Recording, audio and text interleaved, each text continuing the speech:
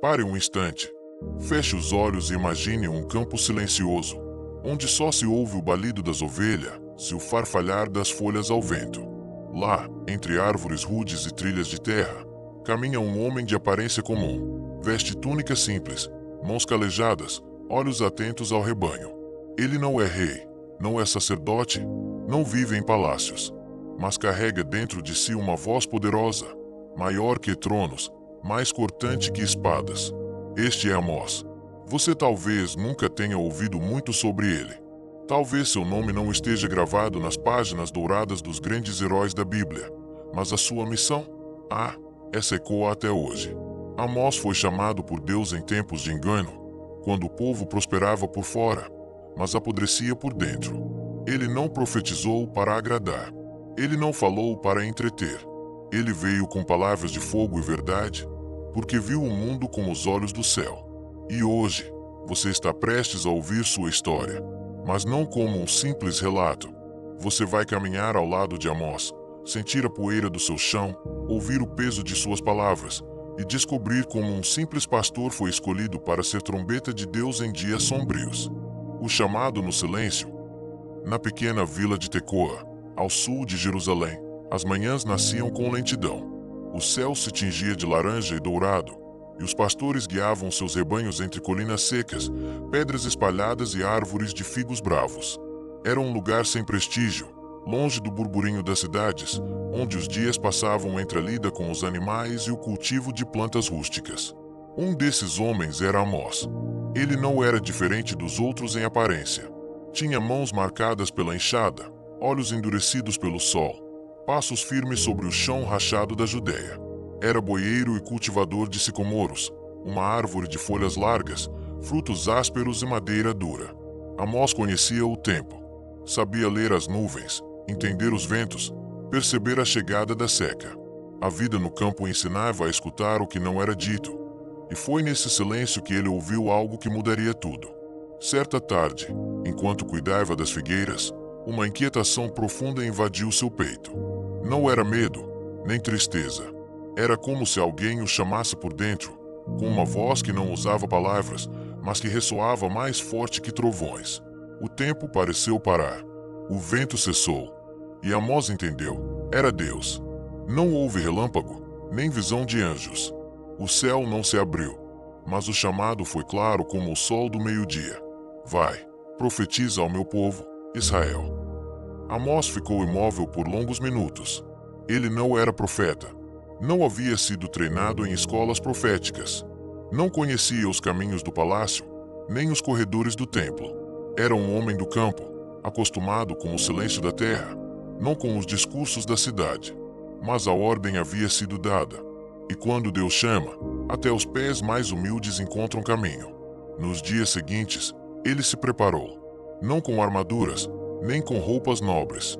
Levou apenas a roupa do corpo, a verdade no coração e a coragem nas mãos. E partiu para o norte, rumo ao reino de Israel, onde o povo prosperava em aparências, mas morria por dentro. Israel era, naquele tempo, uma nação orgulhosa. Seus reis haviam garantido anos de paz relativa, e os mercados estavam cheios. As mulheres usavam joias reluzentes. Os homens construíam casas de marfim, com camas de linho fino e taças de vinho escuro. As festas religiosas ocorriam em Betel, em Gilgal e em outras cidades sagradas. Era um tempo de ostentação, mas a justiça, essa havia desaparecido. Chegando ao território de Israel, Amós não foi recebido com honra. Era visto como um homem rude, vindo do sul, sem linhagem, sem prestígio, sem permissão. As pessoas zombavam da sua roupa simples, do seu sotaque de Judá, do seu jeito direto de falar. Mas ele não se importava. Sua missão não era conquistar corações, era despertar consciências. A primeira vez que Amós se levantou para falar em praça pública, todos pararam, não pela sua aparência, mas pela força de suas palavras. Ele começou falando contra os inimigos de Israel: Damasco, Gaza, Tiro, Edom, Amon, Moabe. Cada nação recebia um veredito do céu. O povo aplaudia. Afinal, era bom ver os inimigos sendo julgados. Mas então, Amós voltou seus olhos para Judá, sua própria terra. E depois, como uma espada que gira no meio da multidão, apontou diretamente para Israel. E suas palavras se tornaram fogo. Assim diz o Senhor: por 3 transgressões de Israel, e ainda por 4, não retirarei o castigo. Porque vendem o justo por prata, e o pobre por um par de sandálias. A multidão silenciou. Ninguém esperava aquilo. O estrangeiro do sul, agora, acusava a própria nação deles. E não falava por si, mas em nome de Deus. Amós continuou: pisam sobre a cabeça dos pobres como se fosse o pó da terra. Negam justiça ao oprimido. Pai e filho se deitam com a mesma jovem, profanando o meu santo nome. Deitam-se junto a cada altar sobre roupas tomadas como penhor. Bebem vinho dos condenados na casa do seu Deus. As palavras caíam como martelo.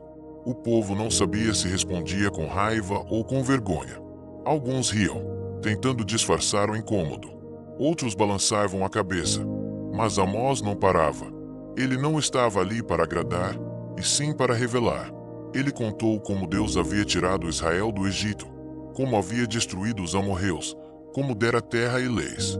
Lembrou que os filhos deles haviam sido escolhidos para ser nazireus e profetas, mas o povo os corrompeu, forçando-os a beber vinho e silenciar a voz de Deus. Eis que farei render a terra debaixo de vocês, disse Amós. Como carro carregado de trigo, ela vai afundar. O ágil não escapará, o forte não se salvará, nem o valente sobreviverá.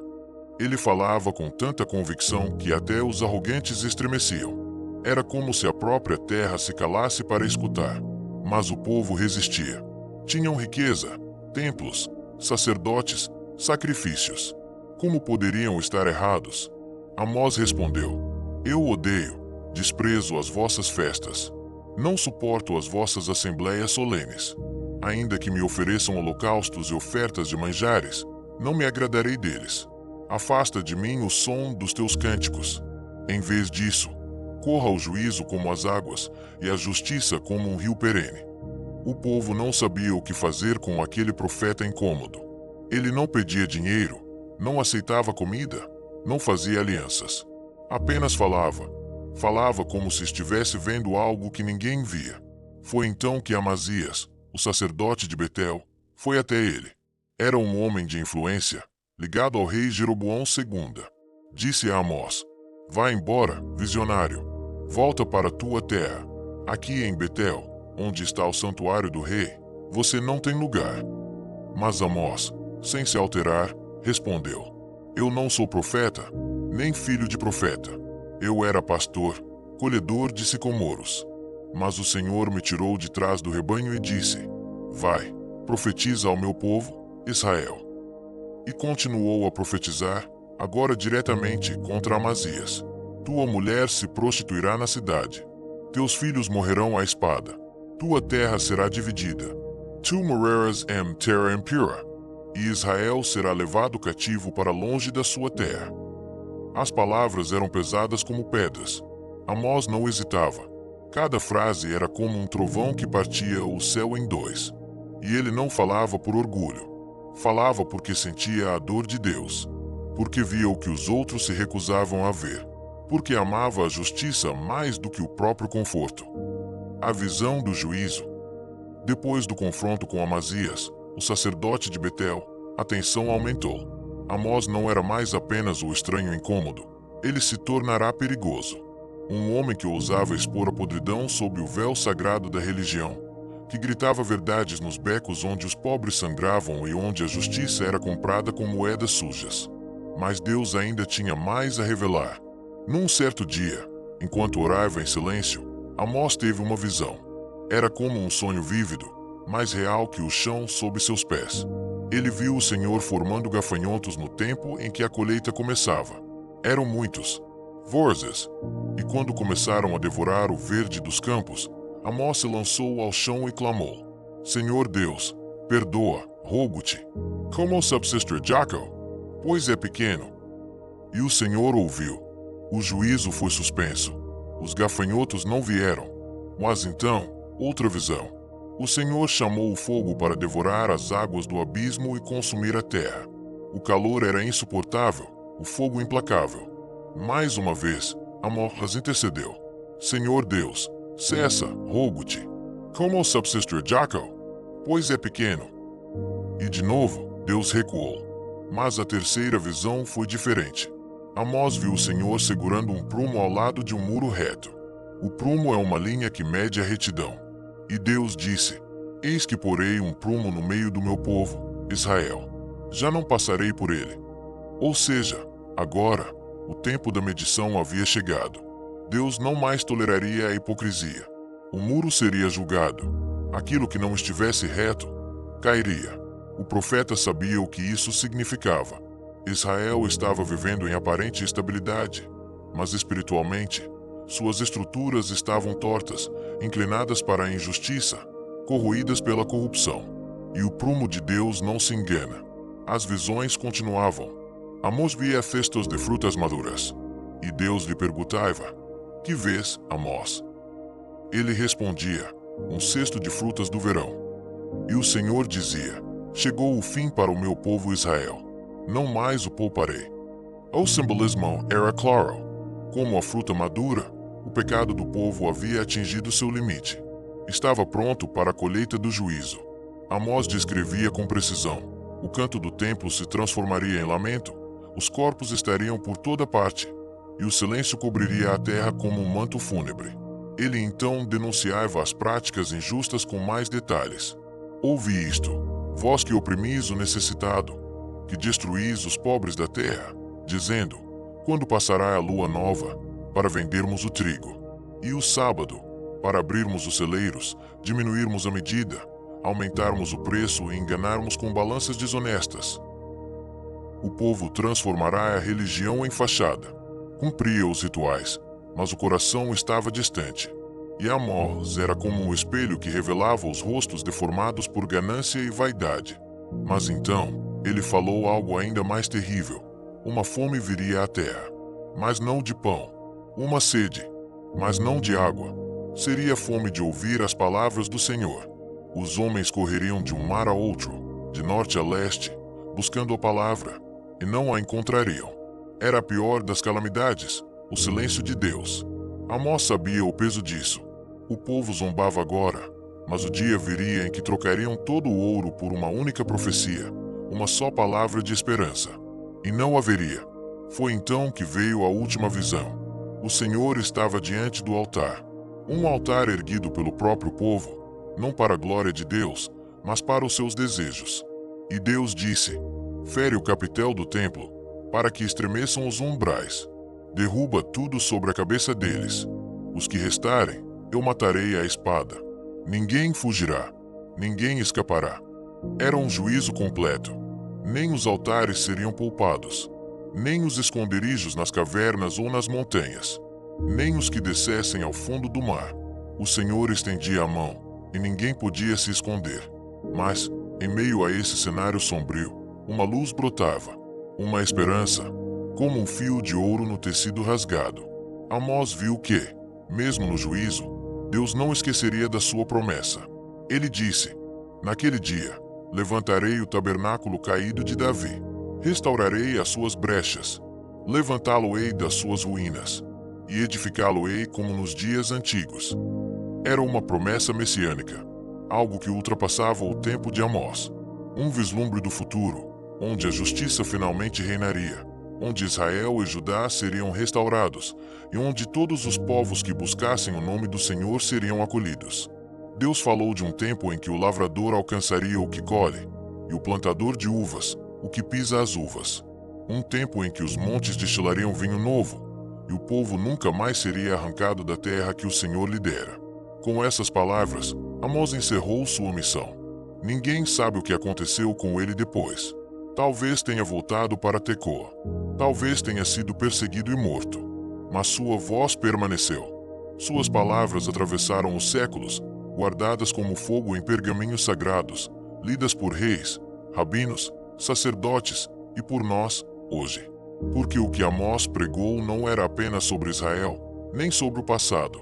Era sobre todo o tempo em que a justiça se cala e a aparência se sobrepõe à verdade.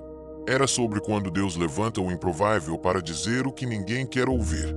Amós foi esse improvável. Um pastor, não um pregador, um homem do campo, não do templo, mas que ouviu o chamado, obedeceu e falou como um trovão. E hoje, sua mensagem ainda ressoa: buscai ao Senhor e vivereis.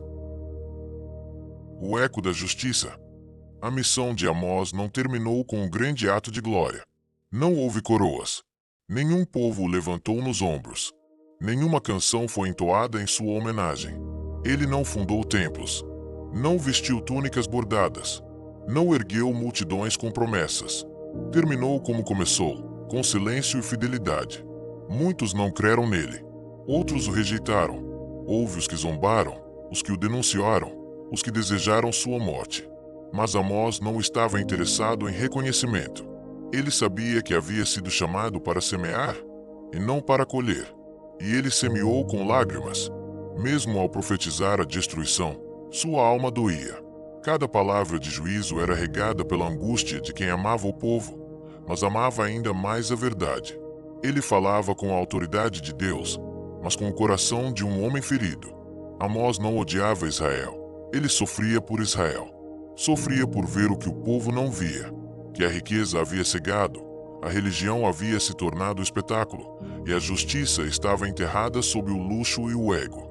Ele voltava, noite após noite, ao seu lugar de oração. O mesmo homem que falava como leão em público, chorava como criança aos pés de Deus. Foi ali, no silêncio, que ele compreendeu algo profundo. O juízo de Deus não é um fim, é um remédio. Duro, sim, mas necessário. Porque Deus corrige aqueles a quem ama. E mesmo quando fere, ele fere com propósito. Fear para curar, derruba para reconstruir. E foi por isso que, depois de tantas visões sombrias, o próprio Deus lhe deu o vislumbre da restauração. Amós viu um tempo em que o povo, arrependido, voltaria a buscar o Senhor.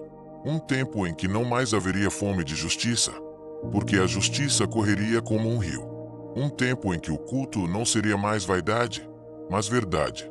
Onde os pobres seriam orados e os humildes seriam ouvidos. Onde o nome do Senhor não seria usado como moeda, mas reverenciado com temor e amor. O tabernáculo de Davi, símbolo da verdadeira adoração, seria restaurado. Não por mãos humanas, mas pela promessa divina. Era um vislumbre profético do Messias que viria. Aquele que também falaria a verdade em meio à corrupção. Que também seria rejeitado, desprezado, crucificado, mas que, como Amós, não buscaria glória terrena, e sim obedecer ao Pai. E naquele vislumbre, Amós viu o que os olhos humanos ainda não viam, um reino de paz, onde a justiça não seria mais uma palavra esquecida, mas uma presença viva, um reino eterno. Na quietude da sua despedida, Amós não escreveu um testamento. Ele não fez discursos finais. Não tentou justificar sua missão. Apenas voltou à terra de onde viera, talvez à sua figueira, talvez ao seu rebanho. Mas algo nele havia mudado. Agora, ele carregava não apenas o peso da palavra, mas o descanso da obediência. A história silencia depois disso. Não se sabe o fim da vida de Amós. Alguns dizem que foi morto por seus acusadores. Outros, que morreu em paz. Mas sua voz não foi silenciada. Ela sobreviveu, escrita como fogo nas tábuas da história. Seus rolos proféticos foram lidos por séculos. Inspiraram reis, alertaram sacerdotes, despertaram corações. E hoje, sua mensagem ecoa como um trovão nos dias atuais. Porque a voz de Amós ainda vive onde houver injustiça, onde os pobres forem pisados, onde o culto for vaidade, onde a aparência esconder a podridão, onde se vendem os inocentes por prata, onde a balança for desonesta, onde o templo for mais importante que a verdade, onde se trocam as lágrimas do arrependimento pelas luzes do espetáculo. A voz de Amós ainda fala, e ela diz: buscai ao Senhor e vivei. Corra o juízo como as águas, e a justiça como um rio perene. Ai dos que estão à vontade em Sião. Não digas, o dia do Senhor está próximo, se teus pés não andam na justiça. O Senhor rugiu de Sião. Quem não temerá? Amós não é apenas uma figura do passado. Ele é um espelho, um chamado, um convite à consciência. A história dele termina, mas seu espírito continua em todo aquele que, Mesmo sendo do campo, mesmo sem título, mesmo sem fama, escolhe levantar a voz pela justiça. Amós foi fiel até o fim. E o seu legado nos ensina que, às vezes, o maior profeta não é o que fala nos palácios, mas o que escuta a Deus no campo, entre as árvores e os animais, e tem coragem de dizer a verdade, mesmo que sozinho.